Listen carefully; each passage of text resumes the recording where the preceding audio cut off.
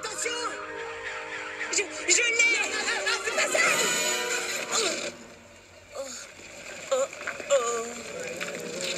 Oh non! Je la tiens! Je la tiens!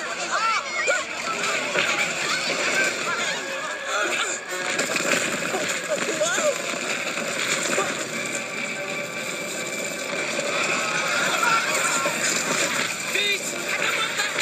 Je reviens tout de suite! Oh mais...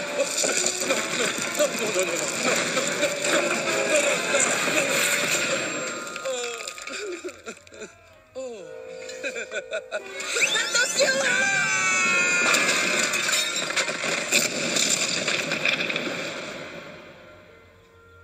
Bon, bah maintenant il n'y a plus qu'à jouer à Acropolis pour tout reconstruire.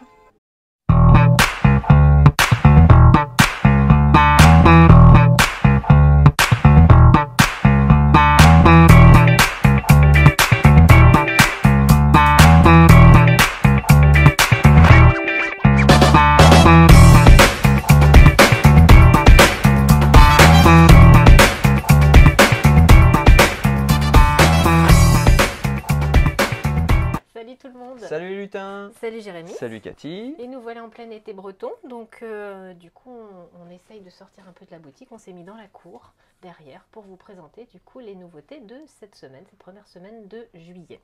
Alors des petites choses qui s'emportent facilement Et dans ben un voilà. bagage par On exemple. va commencer du coup par Papillon Céleste, du coup un jeu de Joel Lewis, illustré par Dejena Louise Watson, donc un petit jeu exclusivement pour 2 joueurs, ou du coup un petit jeu de collection.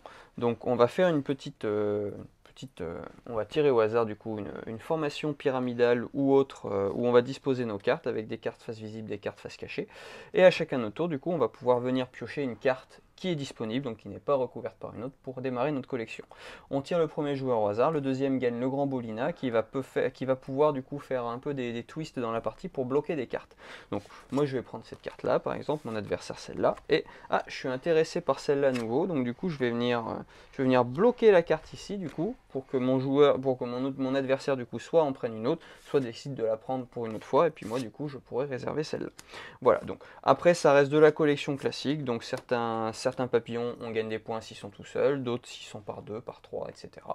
Donc ça renouvelle pas le genre, mais le jeu est très joli, inspiré d'une légende japonaise, du coup, la légende du papillon blanc. Et puis voilà. Donc petit format qui s'emporte à la plage sans problème, à partir de 8 ans, pour une vingtaine de minutes, puisque on gagne une partie, on gagne un jeton papillon blanc, au bout de 3 jetons papillon blanc, on gagne la partie.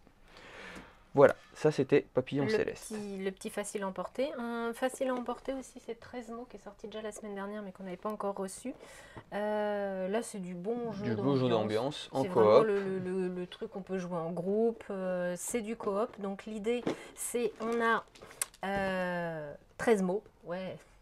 Et il y a un joueur actif qui va essayer qui va réfléchir à une association entre le mot du plateau central et un des mots autour, et à nous aux autres joueurs de trouver, de deviner l'association de quelle il s'agit. Voilà. Si c'est trouvé, c'est bon, on va l'enlever et au fur et à mesure, donc on va changer de joueur qui va reprendre pareil on prend le mot qui a été associé, on le retourne puisque les les cartes sont double face et du coup ce nouveau mot va être associé. Donc plus on va jouer, moins on va avoir de choix sur les mots et donc plus ça va être difficile. Voilà. Et le soleil est sorti pour t'embêter. Ouais, mais c'est bien ça, on dira pas qu'il fait moche en Bretagne.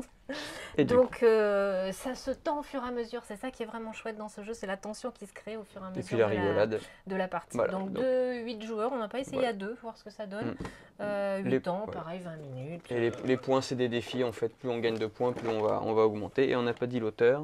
Romain Lousser, et puis c'est illustré par Captain Game ou c'est l'éditeur. C'est l'éditeur, c'est l'éditeur sûrement. On n'a pas du travail de groupe. Développement interne après sans doute en créa, on regardera.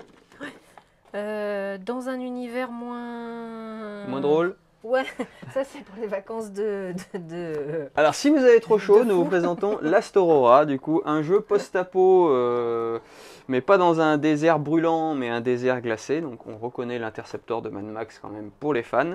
Donc on est vraiment dans cet univers, on va avoir une course-poursuite du coup pour rejoindre le Last Aurora qui est le dernier brise-glace qui va partir pour des contrées un peu meilleures. Donc il va falloir du coup gérer notre équipement, améliorer notre convoi du coup en achetant des armes parce qu'on va rencontrer des types pas forcément forcément gentil, recruter des survivants, faire des choix stratégiques parce qu'on va pas pouvoir sauver tout le monde comme tout bon jeu post-apocalyptique. Et voilà, donc le matériel est vraiment très sympa de ce qu'on en a vu parce qu'on n'a pas fait les précommandes assez tôt, donc on n'a pas eu de démo, mais les cartes on les associe en fait pour améliorer les convois, on élimine des choses et tout. Plutôt du joli matériel et puis un petit côté frénétique, action. Une possibilité de mode solo. Voilà. Et puis donc c'est Moro Chaboto. Et Skeleton c'est, Crew pour l'illustration. Pour ouais, sûrement un groupe. Voilà, ça. Hop. Et on après, reste du coup pareil, dans les nouveautés de chez Matago. qui Du était coup, sorti depuis un petit moment aussi, mais qu'on vient juste de commander. l'Almanach, la route du Premier dragon, opus. un jeu de Scott Helms et illustration de Jackie Davis. Donc là, on est sur un jeu de pose d'ouvrier relativement classique.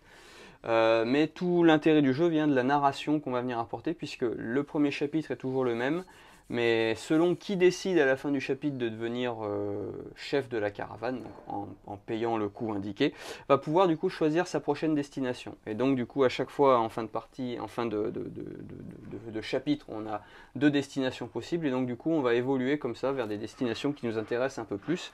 Donc toutes les parties vont être différentes. On va rencontrer des monstres, des choses un petit peu aussi, un petit peu aussi différentes. Et je l'ai dit. Je l'ai dit au tout début. Ah bah, il faut être concentré, madame Chignard. Trop de soleil en Bretagne. Du coup, tu m'as coupé. Du coup, voilà, on va faire des rencontres et du coup, il y a un petit paquet de monstres différents, mais pour chaque chapitre, donc on va en tirer un au hasard. Donc, même quand on va refaire un chapitre, on va pas forcément avoir les mêmes interactions avec les mêmes monstres qu'on va rencontrer. Donc beaucoup de rejouabilité, de la narration, de quoi vivre une belle aventure pour tout l'été. Si on a envie de se faire un jeu Legacy, mais sans le côté un peu lourd et peut-être des fois destructif de Legacy, où il faut déchirer les cartes, des choses comme ça. Et un deuxième opus qui arrive déjà durant l'été, je crois. Une boîte verte d'Almanach qui arrive sous peu. Et on s'est gardé le jeu familial pour la fin. Acropolis, donc jeu de placement de Jules Messot et de Pauline Détraz.